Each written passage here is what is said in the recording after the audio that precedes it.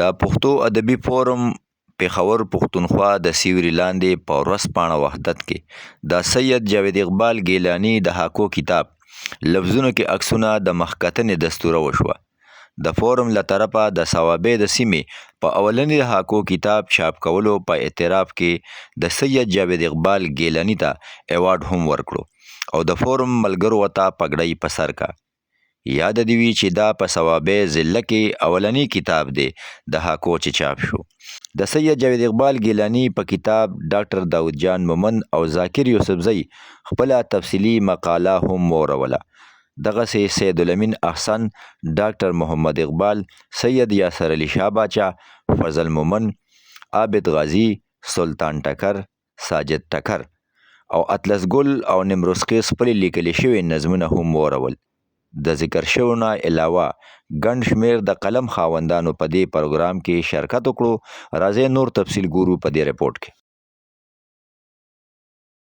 جمعات د سند مطابق د پیدایش نیټه 2 جون 1964 ده، خو د سید جاوید اقبال ګیلاني د وینا تر مخه د پیدایش نیټه د دسمبر اخیری ورځې 1962 یا د جنوري لومړۍ ورځې 1963 ده.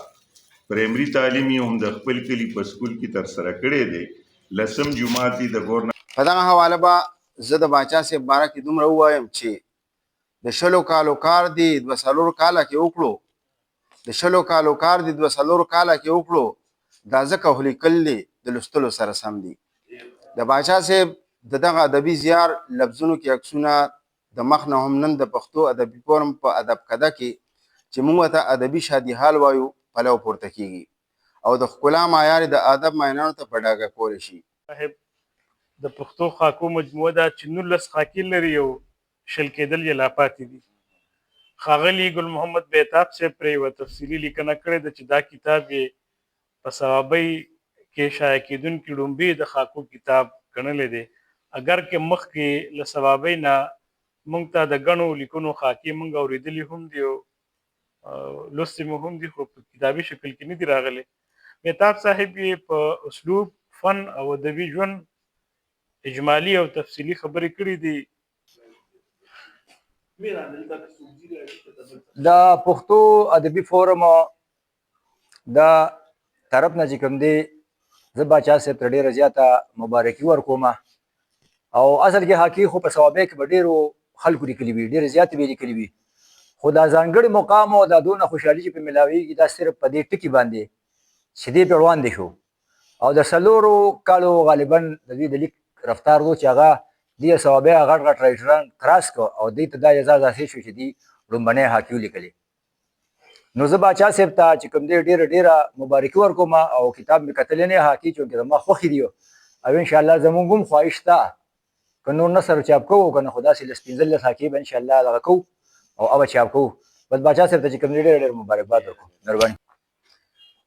د باچا صاحب د خاکو نه علاوه نثري لیکونه دا مرکه کې ما وخت تر وخته اورېدلي دي، خو چونکې خاکه دا ما اورېدلې نه ده نو او دا مې لوستلي نه دي نو هغه شان خبرې پې ونه کړی شم.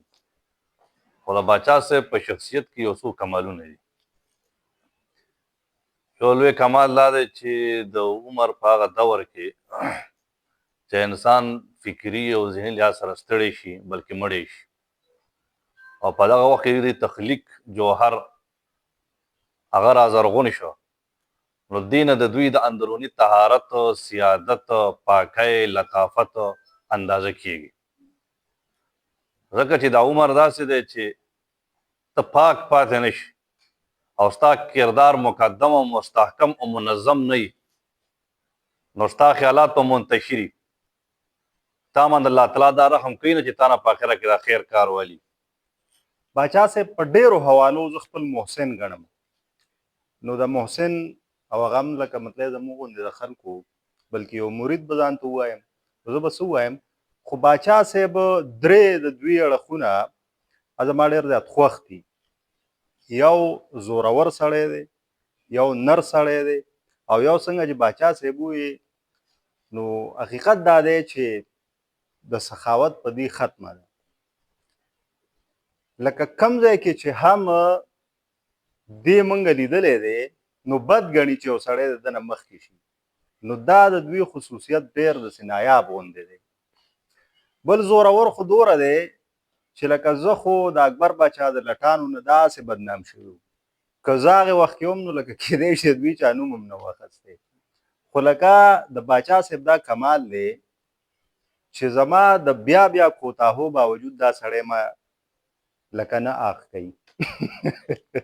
هر څه نه اول خو زه باچا صاحب ته په دغه کتاب باندې مبارکي ورکوم او یقینا چې دا څنګه چې خبرې وشوې چې دوی په ډېر لږه موده کې د کتاب په شکل کې د دې دا لیک مخې ته راغو او باچا صاحب زما په خیال چې څومره زمونږ په دې ادبي شخصیاتو کې که څوک ډېر زر په بره تللی دی او هغه د خپل شخصیت هغه پیژنګلو کړې ده نو هغه صرف باچا صاحب دی.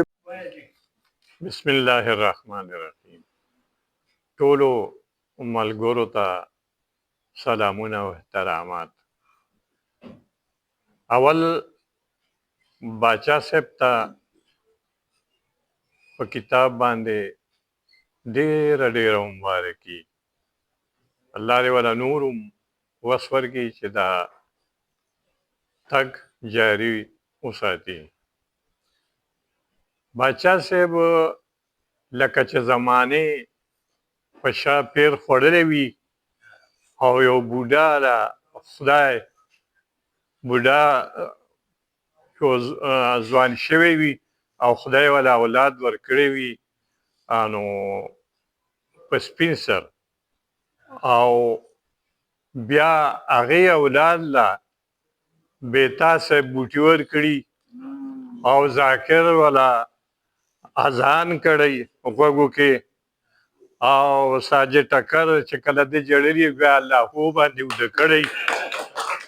سلامونه ستا همت ته سلامونه یادوم چې د لفظونو کې اخسونه. دا پښتو سره د مینې ستا دلیل دی، جواب ستا د ارمانونو تکمیل دی.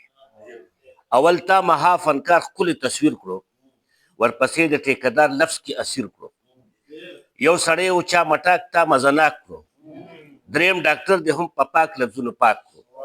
د فکر و فن چینه د تانده او پرود کې اوسه، د فکر و فن چینه د تانده او پرود کې اوسه چې د پښتو ادب ورشو کې پرشنکي خواره شي او روښانه اوسه ستا شعور په افاقي تصور، روښانه اوسه ستا شعور په افاقي تصور چې په خیراز تخیل د پسرلی خواره شي او صفت د حسن او جمال چې ملائک دی وکړي